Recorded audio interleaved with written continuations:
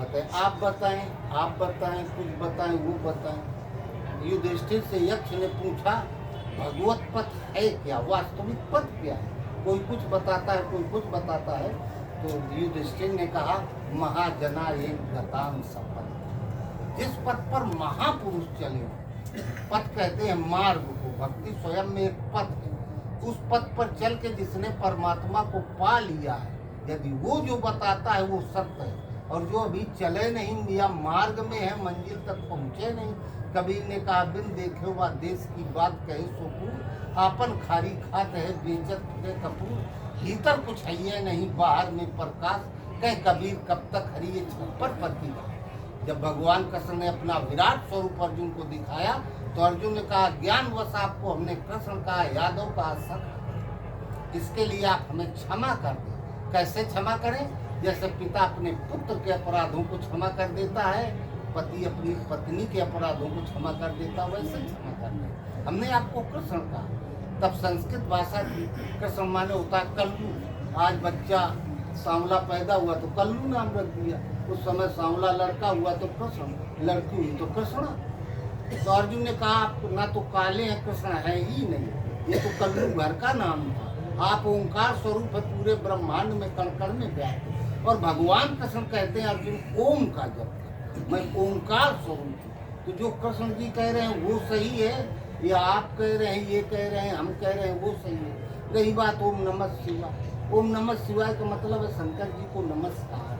तो नमस्कार आप किसी से तब करेंगे जब आमने सामने खड़ा होगा, या मोबाइल पर फोन पर बात हो रही होगी तब आप नमस्कार करेंगे।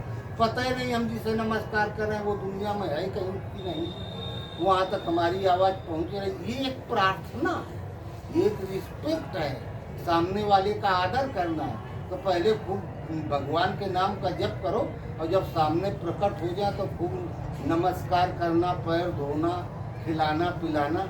लेकिन पहले भरत ने कहा मांगो भीख त्याग निज धर्म, आरत का न करे कुकर्म। इसी प्रयागराज का आप हम पर दया करें। प्रयागराज आप पूर्ण क्षेत्र है, मैं भीख मांग रहा हूँ अपने धर्म का त्याग कर। कौन सा धर्म?